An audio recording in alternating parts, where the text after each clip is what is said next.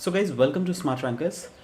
दोस्तों आज के जो हम लोग टॉपिक डिस्कस करेंगे ये वाटर पॉल्यूशन इन इंडिया से रिलेटेड है, बट इसके अप्लाइड एस्पेक्ट को हम लोग फोकस करेंगे। राइट, ज्योग्राफी ऑप्शनल सिलेबस में पेपर 1 पेपर 2 दोनों इसमें दोनों टॉपिक्स आप इस मेन टॉपिक जो आज के क्लास में हम लोगों ने ओवरऑल होलिस्टिक डिस्कशन करना है उसको आप रिलेट कर सकते हो। राइट, पेपर 1 पेपर 2, पेपर 1 में इन्वायरमेंट ज्योग्राफी सेटलमेंट से आप इसको बहुत हद तक रिलेट कर सकते हो।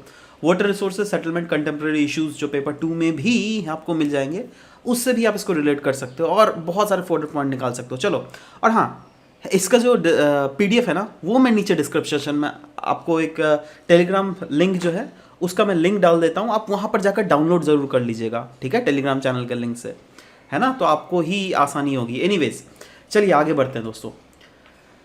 आगे बढ़ने से पहले ज्योग्राफी ऑप्शनल ऑनलाइन बैचेस के बारे में आपको जस्ट थोड़ा इन्फॉर्मेशन दे देना चाहता हूँ। अगर आप उस बैच को ज्वाइन करना चाहते हैं जहाँ पर टोटल 20 यूनिट्स पूरा क्लास एक्सेसिबिलिटी 24/7 आपको क्लास एक्सेसिबिलिटी मिलेगी, doubt resolution classes, answer writing session सब कुछ किए जाएंगे। अगर आपको कभी भी डाउनलोड करना है, मतलब एक्सेस करना है, तो आप नीचे लिंक दिया हुआ वहाँ पर आप ज्वाइन भी कर सकते हो। इस स्मार्ट रेफरल आईडी को ज़रूर से इंक्लूड कर लीजिएगा। Right, if you at all want to get discounts over it. Anyways, आगे बढ़ते हैं। Menace of water pollution. देखो आज के टॉपिक में जो है ना हम लोग ये 4 एस्पेक्ट में बेसिकली फोकस करेंगे। वाटर पोल्यूशन एक्चुअली में है क्या, इसका एक्सटेंट अगर इंडिया में हम लोग देखें तो कैसे फैला हुआ है, ग्राउंड वाटर पोल्यूशन के बारे में डिस्कस करेंगे और ओवरऑल कॉन्सिक्वेंसेस को अच्छे से हम लोग फोकस करने की कोशिश करेंगे। सबसे पहले वाटर पोल्यूशन है क्या।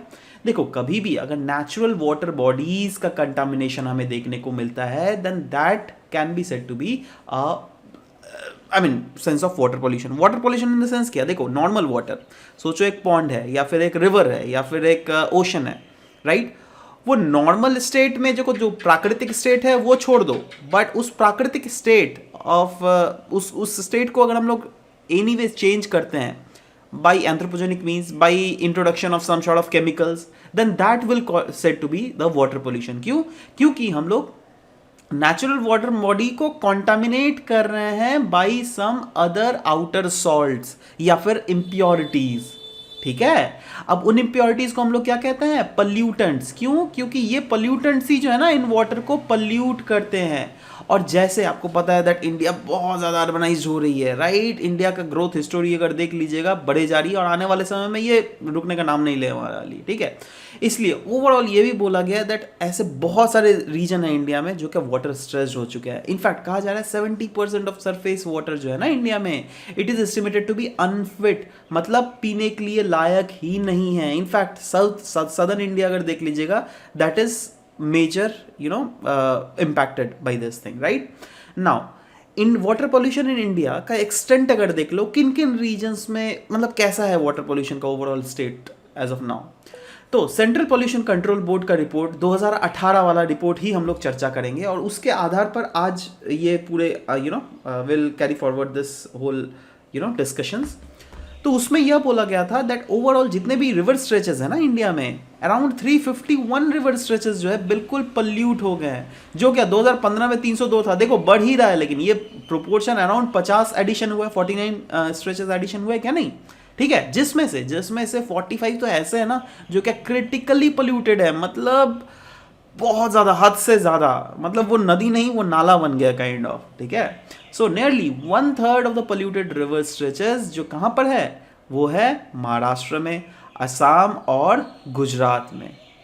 ये 3 एक ऐसे स्टेट्स है, महाराष्ट्र, असम, गुजरात, याद रखिएगा, जहाँ पर पोल्यूशन का लेवल जो है वो बहुत ज़्यादा पार कर चुका है। इनफैक्ट असेसमेंट जो किया गया था उसमें पाया गया था 4 सिग्निफिकेंट रिवर स्ट्रेचेस जो कि बहुत ज़्यादा पोल्यूटेड है।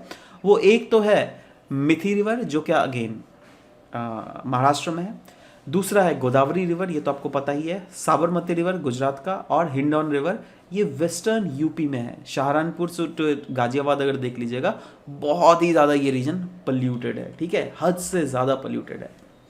महाराष्ट्र में कहा जा रहा है highest number of polluted river stretches है। देखो ये क्या है ना, ये आपको डेटा जैसे बोलते हैं ना, केस स्टडीज बहुत ज़्यादा हमें लिखने पड़ते हैं। राइट, वो केस स्टडीज़ क्या है भैया, यही सब हम जो क्लासेस में करते हैं ना, यूट्यूब वाले क्लासेस में, यही सब तो केस स्टडीज़ है। सो मेक श्योर दैट चीज़ों को एज अ केस स्टडी के तरीके से एनालाइज करो और ऑफ कोर्स उसको आप अपने आंसर शीट्स में ज़रूर से लिखना। राइट, तो जैसे यहाँ पे लिखा है Maharashtra, Maharashtra highest number of polluted river stretches है, अराउंड 53 रिवर स्ट्रेचेस पोल्यूटेड है। वहीं पर आसाम में अराउंड 44 रिवर स्ट्रेचेस है, मध्य प्रदेश में 22, केरल 21। अच्छा आप बोलिएगा sir Assam north east state में इतना कैसे हो गया? देखो आसाम में अगर आप मेन तो रिवर कौन सा देखते हो, ब्रह्मपुत्र देखते हो, बट सिर्फ क्या ब्रह्मपुत्र ही है, ऐसे बहुत सारे छोटे रिवर्स राइवुलेट्स हैं जो कि उसको ऐड ऑन करते हैं, ठीक है।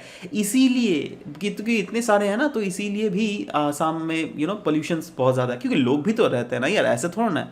अब देखो ना जो भी प्लेन रीजन्स में वहाँ पर डेंसिटी ऑफ पॉपुलेशन देख लो, है ना, हमारा इंडो गैंजेटिक ब्रह्मपुत्र प्लेन देख लो, पूरा बहुत ज़्यादा पॉपुलेशन है, तो ब्रह्मपुत्र प्लेन ही तो आसाम में लाई करता है ना, सो दैट इज़ व्हाट ना, इसीलिए वो भी बहुत पॉल्यूटेड, मतलब वहाँ से जो रिवर्स है वो काफ़ी ज़्यादा पॉल्यूटेड है, राइट ना। सवाल होता है सोर्स क्या क्या है रिवर पॉल्यूशन का, तो देखो सबसे पहला तो ये तो नॉर्मल सबको ही को पता है दैट सीवेज जो हम लोग रिलीज किया जाता है वो अनट्रीटेड किया जाता है, या तो ट्रीटमेंट जरूर की जाती है बट पार्शियली ट्रीटमेंट की जाती है। इससे क्या होती है दैट हाँ जो भी कैचमेंट एरियाज में रिलीज किए जाते हैं पॉल्यूटेंट्स वो अल्टीमेटली डायरेक्टली इम्पैक्ट करते हैं उस रिवर के क्वालिटीज़ को। Problems in operations and maintenance of sewage और एफ्लुएंट्स ट्रीटमेंट प्लांट, हाँ ठीक है, इनको मेंटेनेंस करना प्रॉब्लम है ना। और dilution, lack of dilution and dumping of soil waste, solid waste on river banks and non point sources of pollution. मतलब एक तो डाइल्यूट नहीं कर रहे हो आप रिवर को, राइट, ऊपर से आप जो डंप कर रहे हो सॉलिड वेस्ट वो non point source of pollution में डंप कर दिया जा रहा है, ठीक है, पॉइंट सोर्स में नहीं किया जा रहा, तो ये सब एक प्रॉब्लम्स है। रैपिड इंडस्ट्रियलाइजेशन, अर्बनाइजेशन, ये तो खैर प्रॉब्लम है ही, इनफैक्ट ये भी सेंट्रल पोल्यूशन कंट्रोल बोर्ड के द्वारा बोला गया है दैट सीवेज जनरेशन जो है ना अर्बन एरियाज में ये इतना ज़्यादा मिलियन लीटर पर डे है, राइट। और ध्यान दीजिएगा सीवेज ट्रीटमेंट कैपेसिटी कितना है, जितना भी है उसका ओनली 44% है। मतलब अगर आप 100 मिलियन लीटर पर डे अगर आप रिलीज कर रहे हो तो आप सिर्फ और सिर्फ 44 मिलियन लीटर ही उस पर रेगुलेट कर पा रहे हो, तो ये एक बहुत बड़ा गैप है ना। आप रिलीज कर रहे हो 100 यूनिट्स, है ना, और आप उसको जो रिसाइकिल कर रहे हो मात्र 44 यूनिट्स, है ना, तो बाकी 66 यूनिट्स कहाँ गए भाई मेरे, है ना। ये एक बहुत बड़ा मेजर 66 नहीं, माफ करना 56 यूनिट्स, ठीक है। तो बाकी 56 यूनिट जो है यह तो अल्टीमेटली पॉल्यूट कर ही रही है ना, क्योंकि ये मेजर चंक बना रही है ना। इनफैक्ट अगर ग्राउंड वाटर पोल्यूशन की बात करें, ये तो नॉर्मल वाटर पोल्यूशन की बात होगी, ग्राउंड वाटर पोल्यूशन की बात करें उसमें भी आ गए हम लोग। इनफैक्ट पार्लियामेंट में एक रिपोर्ट रखा गया था 2018 को, उसमें यह बोला गया था दैट ग्राउंड वाटर कंटामिनेशन जो है ना सबसे मैक्सिमम जो किया जाता है नाइट्रेट के द्वारा किया जाता है, उसके बाद फ्लूराइड, उसका आयरन, सैलिनिटी, आर्सेनिक, जैसे क्लियरली लिखा भी हुआ है ना। और नाइट्रेट के द्वारा देखो सबसे ज़्यादा डिस्ट्रिक्ट जो इम्पैक्टेड है, उसके बाद फ्लोराइड पोल्यूशन के द्वारा, ठीक है, उसके बाद आयरन पोल्यूशन, मतलब ये जो पोल्यूटेंट्स है इनके द्वारा, ठीक है। इनफैक्ट ये दिया हुआ ना दैट हाँ कुछ स्टेट में ये मैक्सिमम है, कुछ स्टेट में फ्लोराइड पोल्यूशन मैक्सिमम है, कुछ स्टेट में आयरन कंटामिनेंट ज़्यादा है, राइट। बट बहुत सारे तो ऐसे डिस्ट्रिक्ट है जहाँ पर मोर देन 2-3 टॉक्सिक एलिमेंट्स जो है are the reasons behind the pollution of that region, I mean whether it be ground water और सरफेस वाटर, ठीक है। तो आप ऐसा मत सोचिए दैट एक डिस्ट्रिक्ट में सिर्फ आयरन ही पोल्यूटेंट तो आयरन ही पोल्यूटेंट है, नहीं, कुछ ऐसे भी डिस्ट्रिक्ट है जहां पर आयरन पोल्यूटेंट, फ्लोराइड, नाइट्राइट एक साथ पोल्यूट कर रहे हैं उस रीजन के वाटर्स को। इनफैक्ट यह भी बोला गया दैट वो रीजन्स जहां पर which are the offshoot of green revolution per se, like Punjab, Haryana, western UP, ठीक है, तो ये ऐसे कुछ रीजन्स है जहां पर ऑलमोस्ट हर टाइप ऑफ टॉक्सिक एलिमेंट्स ही आपको देखने को मिलेंगे, including heavy metals and all, right. Industrial discharge, landfills, fertilisers, pesticides, ये पॉसिबल कहीं ना कहीं सोर्सेज है जिसके कारण ग्राउंड वाटर को कंटामिनेट किया जा रहा है। इनफैक्ट एक्सपर्ट्स भी तो यही बिलीव कर रहे हैं दैट जियोलॉजिकल सोर्सेज जो है वो भी एक बहुत बड़ा रीजन हो सकता है ग्राउंड वाटर कंटामिनेशन का। जियोलॉजिकल सोर्स बोले तो फॉर एग्जाम्पल आप कोई एक ऐसा रीजन है जहां पर अंधाधुंध माइनिंग कर रहे हो, ठीक है, तो माइनिंग मतलब क्या, अगेन या तो आप ओपन पिट माइनिंग कर रहे होगे या तो आप क्लोज पिट, तो एनीवे मैं मान रहा हूं ओपन पिट, ठीक है। ओपन पिट माइनिंग करोगे तो देखो ये सोचो धरती का लेवल है, एक तो कहीं ना लेवल है ना जहां पर आपका ग्राउंड वाटर होगा, आप माइन किए जा रहे हो, खोद के आप यहां तक पहुंच गए, ठीक है।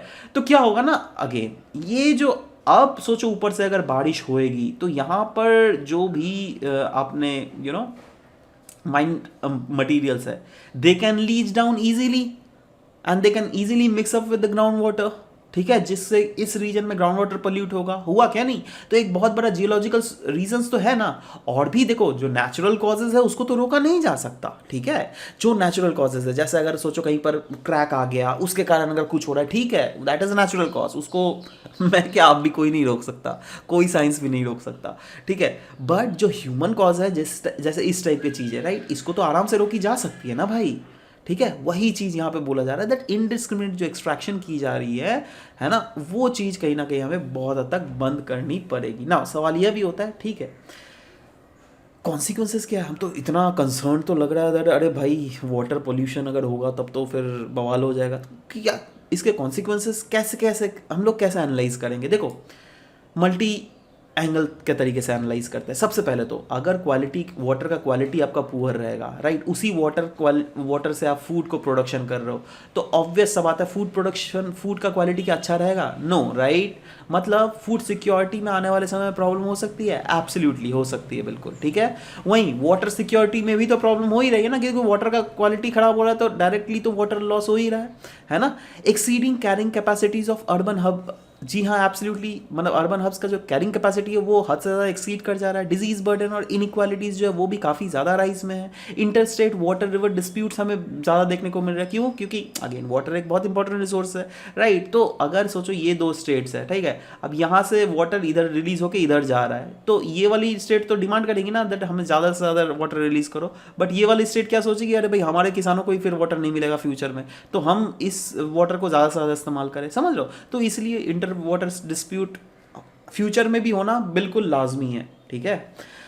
रिस्क ऑफ डेजर्टिफिकेशन, जी हाँ, डेजर्टिफिकेशन का भी रिस्क हमें बहुत ही ज़्यादा बढ़ता हुआ दिख रहा है, राइट, क्योंकि वाटर ही नहीं है तो ऑफ कोर्स वो रीजन जो है डेजर्टिफाई होने की ज़्यादा प्रोबेबिलिटी हो जाती है, ठीक है। अब पानी अगर प्रॉपर नहीं मिल रहा है, उस रीजन में जो इकोलॉजी है वो प्रॉपर तरीके से पनप नहीं पा रही है। इकोलॉजी अगर नहीं पनपेगी तो अब आप खुद सोचिए ना कैसे बायोडाइवर्सिटी प्रॉपर सस्टेन कर पाएगी वहाँ पर, ठीक है। तो एक रिस्क बहुत ज़्यादा हमें देखने को मिलता है regarding the biodiversity destruction as well. So these are the various consequences of poor water quality and trust me guys, अभी जो भी हम क्लासेस में करवाते हैं ना, मेक श्योर दैट एक एक चीज़ को आप अपने नोट्स कॉपी में ज़रूर से लिख लो, राइट, क्योंकि आपको इसका कलेक्शन ट्रस्ट में कहीं पर नहीं मिलेगा यार, है ना। मैं मेक श्योर करूंगा दैट हफ्ते हफ्ते में प्रॉपर इस टाइप के case study type of modules जो है आपके साथ शेयर करूं, क्योंकि इस टाइप के मॉड्यूल शेयर करना आपके लिए बेहतर होगा, ठीक है। आपके एग्जाम्स में जो कंटेंट की क्वालिटी है आप उसको अच्छे से इम्प्रूव कर सकते हो, राइट। जैसे यहाँ पे दिया हुआ था दैट हाँ, जो पंजाब, वेस्टर्न यूपी, हरियाणा है ना, उसके बाद आपका देखिए वेस्ट बंगाल, ये कुछ कुछ ऐसे रीजन्स हैं जहाँ पर हर एक टाइप ऑफ वाटर पोल्यूटेंट्स हमें ज़्यादा देखने को मिलेंगे, weather it B fluoride, weather it B iron, weather it be anything, right. तो ये तो एक बहुत अच्छा केस स्टडी मिल गया ना यार आपको। आप केस स्टडी के एंगल से इसको सोचने की कोशिश करो, और सिर्फ जीएस में तो आपको यह मदद करेगा ही, बट ट्रस्ट मी ऑप्शनल में ना मैं इतना कॉपी चेक करता हूँ ना बच्चों का, बच्चे लोग इसमें वैल्यू एडिशन कर ही नहीं पाते, बहुत कम बच्चे वैल्यू एडिशन करते हैं, राइट। अगर आप उस टाइप की कॉपी चाहते हैं जो वैल्यू एडेड कॉपी हो, तो आप नीचे डिस्क्रिप्शन से कमेंट सेक्शन में लिखिए ज़रूर, ठीक है। मैं उस टाइप का कॉपी भी आपके साथ शेयर करूंगा, ठीक है। उसको प्रॉपर एनालिसिस करके बताऊंगा दैट क्या एक्चुअली बच्चे कर रहे हैं और आप लोग कहाँ पे लैकिंग कर रहे हो, ठीक है। सो वो चीज़ जिससे ना हो, ठीक है। So anyways this was all about the discussion for this very session, और any time you can join our digital classes. For joining, you can call on to these numbers for more information. Anyways, मिलते हैं next session में. Bye bye, take care.